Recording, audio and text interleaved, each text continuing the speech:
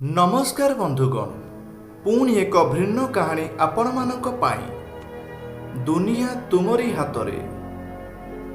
जणे लोक मरुभूमि दे जाउथिला। ए कि अदरकारी स्थान, एठारे सबुज गछ किछि नाही। आउ किपरि होई पारे? एठारे पानीर कौनसी चिन्ह नाही। से गरम बाली आगकू बढ़िबा सहित तांको क्रोध मध्य वृद्धि पाइला। शेषरे से आकाश आड़ू चाहिकी कहिले, भगवान तुमे एठारे पानी काहींकी देइनाह?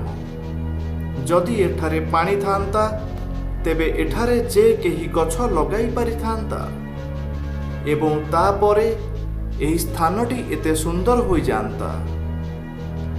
एहा कही से आकाश आड़कू चाही रहिले, जेपरी भगवानंक उपरकू अपेक्षा करुछन्ति। तापरे एक चमत्कार घटे। से आखि तळकू करिबा मात्रे से तांको सम्मुखरे एक कूओ देखे। से वर्ष वर्ष धरी सेही अंचलकू जीवा आसिबा करुथिले, किंतु आजि पर्यंत सेठारे केबे कूओ देखि नथिले। से आश्चर्य होई कूओ पाखकू दौड़ी गले। कूओटी पानी रे पूर्ण थिला। से पुणी थरे आकाश आड़कू चाही रहिले एवं पानी पाई धन्यवाद दबा परिवर्ते, पानी ठीक अछि किंतु एहाकू व्यवहार करिबार उपाय रहिबा उचित। एहा कहिबा मात्रे से कूओ पाखरे पड़िथिबा एक रस्सी एवं बाल्टी देखिले।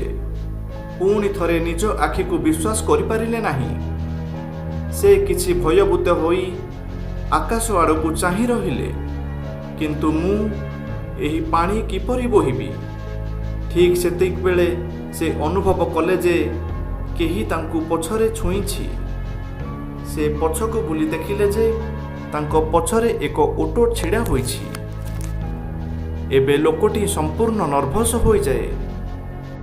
से अनुभव करे जे से मरुभूमि को सबुज आनिबारे कामरे फसी जाई पारे एवं एथर आकाश आड़कू न चाही द्रुत पादरे आगकू बढ़िबा आरंभ करे। से केवल 2-4 पद आगकू बढ़िथिबा बेले एक उड़ंता कागज खंडे आसी तांको उपरे लागिगला। सेही खंडरे लेखा होइछि, मु तुमकू पानी देली, एक बाल्टी देली एवं गोटिए रस्सी देइथिली। मु तुमकू पानी बोहिबा पई उपाय मध्य देइथिली। एबे तुम पाखरे मरुभूमि को सबुज करिबा पई आवश्यक समस्त जिनिस तुम पाखरे अछि। एबे सबु किछि तुमरी हातरे। व्यक्ति जनक किछि समय पई अटकी गले, किंतु परवर्ती मुहूर्त रे से आगकू बढ़ी गले एवं मरुभूमि सेमिति रही गला। शिक्षा अनेक समय रे जेतेबेले जिनिस गुड़िक आम इच्छारे न हुए, आमे अन्य माननकू दोष देउ।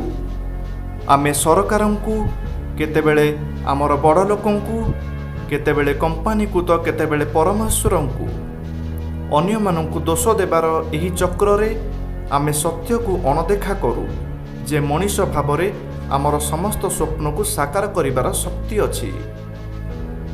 कारण दुनिया तुमरी हातरे। तो बंधुगण, कहानीटी केमिति लागिला कमेंट माध्यम रे जणांतु।